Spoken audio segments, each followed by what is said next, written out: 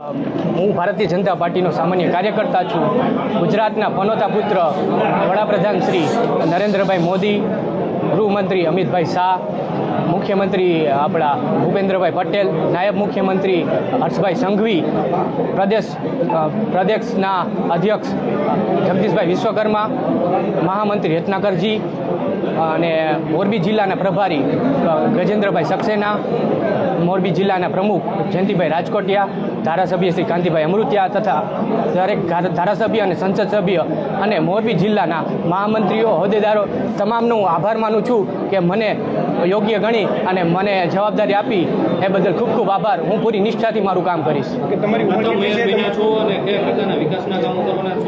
પ્રથમ મેયર બનવા બદલ મારું પ્રથમ પ્રાથમિકતા એ રહેશે કે જે જરૂરિયાતો છે પ્રાથમિક રોડ, રસ્તા, સ્ટ્રીટ લાઇટો એને અમે મજબૂત બનાવશી અને આવનારા દિવસોમાં જે પણ યોગ્ય હશે એ અમે કાર્ય કરશું.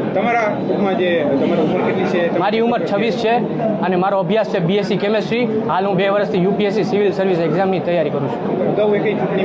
ના, આ મારો પ્રથમ ટર્મ છે અને પ્રથમ ટર્મમાં મને આ લોકોની સેવાનો કરવા લાભ મળ્યો તે બદલ દરેક ભારતીય જનતા પાર્ટીનો ખૂબ ખૂબ આભાર.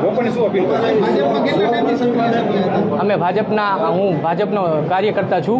કોરોના ટાઈમથી સક્રિય સભ્ય નથી. હું ભાજપની વિચારધારાથી પ્રેરિત છું. તમારી સ્વપ્રતિભાને જાળવવા માટે કઈ પ્રકારની શૈલીથી કાર્યોને આગળ ધપાવશો? અમે પારદર્શક વહીવટ, લોકો સાથે જોડાણ અને મોનિટરિંગ કરી અને જે પણ સમસ્યાઓ છે આવનારા દિવસોમાં એ પ્રોપર પ્રયાસ કરી આગળ વધશું. શહેરીજનોને આપનો પ્રથમ સંદેશ અને કર્મચારીઓને આપનો સંદેશ શું રહેશે? લોકોને એટલું જ કહેવા માગીશ કે મોરબીના જે પણ પ્રશ્નો છે આવનારા દિવસોમાં તમામ જલ્દી સોલ્યુશન થશે એવા અમે પ્રયત્નો કરશી. અને સાથે સાથે મોરબીની તમારા માધ્યમથી એ કહેવા માગીશ કે 52 તો સાથે છે પણ મોરબીની જનતા પણ સ્વચ્છ, સુંદર અને મોરબીને વિકાસશીલ કામ કરે એવી મોરબીજનોને અપીલ.